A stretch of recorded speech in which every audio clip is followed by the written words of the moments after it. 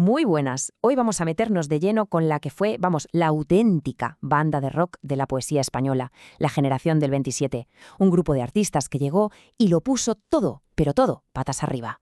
A ver, la pregunta parece de examen, ¿verdad? ¿Puede un grupo de colegas, de amigos, cambiar para siempre la historia de la literatura? Pues la respuesta corta es un sí rotundo. Y lo que vamos a ver ahora es precisamente cómo lo consiguieron. El origen de todo está aquí, en 1927. Unos cuantos poetas jóvenes se juntan en Sevilla con la excusa de homenajear a un poeta de hace 300 años, Góngora. Pero en realidad, lo que deciden allí es que la poesía española necesitaba un meneo, un cambio radical. Y ese fue, digamos, el pistoletazo de salida para todo lo que vendría después. Y si esta generación fuera una banda de música, el líder, el cantante, el frontman, ese sería sin duda Federico García Lorca. Su talento era brutal, su carisma arrollador, era el motor del grupo, y su influencia, bueno, es que llega hasta hoy. Pero ojo, que esto nos enseña a Lorca más de carne y hueso.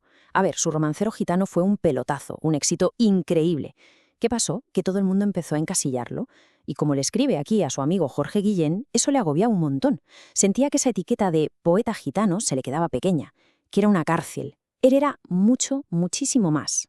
Y es que solo hay que echar un vistazo aquí para flipar. Lorca era un todoterreno. Podía pasar de escribir sobre la Andalucía más profunda en su poesía a sumergirse en la locura de Nueva York.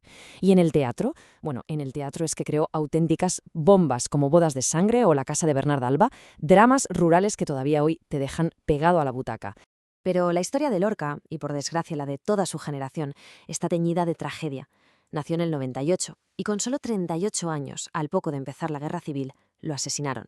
Un final horrible que se convirtió en el símbolo de un país roto y del fin de una época culturalmente brillante. Claro que Lorca, aunque era la gran estrella, no estaba solo, ni mucho menos. El grupo estaba lleno de gente con un talentazo y personalidades muy, muy distintas. Vamos a conocer a un par de ellos. Fijaos qué contraste tan bestia. Por un lado, tenemos a Rafael Alberti, el poeta en la calle, un tipo súper comprometido políticamente, que usaba sus poemas casi como un arma. Y en la otra esquina, Pedro Salinas, el poeta del amor por excelencia, mucho más intimista, centrado en explorar los sentimientos con una delicadeza increíble. Dos mundos, pero con un final trágicamente parecido. La guerra los obligó a ambos a exiliarse. Y seguimos con los contrastes, porque esto no para. Ahora vienen dos poetas que llevaron el lenguaje y las ideas al límite, cada uno por un camino totalmente diferente. Aquí tenemos otro combate de pesos pesados. Por un lado, Jorge Guillén, el optimista del grupo. Su poesía era súper cuidada, casi perfecta, y su lema era «El mundo está bien hecho». Celebraba la vida tal cual. Y enfrente, Vicente Aleixandre, que se metió de cabeza en el surrealismo para explorar un universo mucho más oscuro, más caótico e irracional.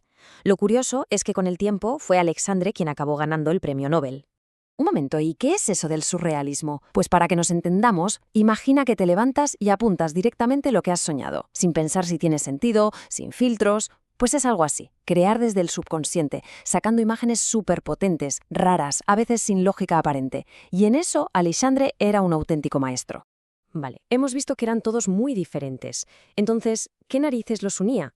¿Por qué los metemos a todos en el mismo saco de la generación del 27? Pues porque, más allá de la amistad, todos compartían una visión, una forma muy parecida de entender el arte y la poesía. Esta era su fórmula secreta, por así decirlo. Primero, mezclaban lo antiguo con lo nuevo. Cogían los poemas tradicionales españoles, como los romances, y los fusionaban con las vanguardias más locas que venían de Europa. Segundo, eran unos genios de la metáfora. Creaban imágenes que te volaban la cabeza. Tercero, hablaban de los grandes temas de siempre, el amor, la muerte, la injusticia, pero de una forma completamente fresca y renovada. Y cuarto, el punto que lo cambia todo, la guerra civil. La guerra destrozó al grupo y a su sueño. Esta frase tan dura es de Dámaso Alonso, que además de ser del grupo, fue una de sus mayores estudiosos. Y creo que captura perfectamente el sentimiento de después de la guerra. Toda esa ilusión, ese optimismo de los primeros años, se fue al traste.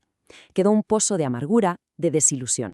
Bueno, y después de todo este recorrido, la pregunta del millón, ¿por qué siguen siendo importantes hoy? ¿Por qué los estudiamos en clase? Pues muy sencillo, porque su poesía no es una pieza de museo, sigue más viva que nunca. La clave es esta. No fueron solo un grupo de poetas geniales, fueron mucho más.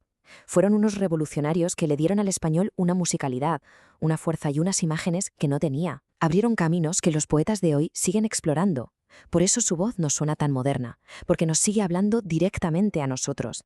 Y terminamos con una pregunta para la reflexión. Del Lorca más pasional al Alberti más combativo.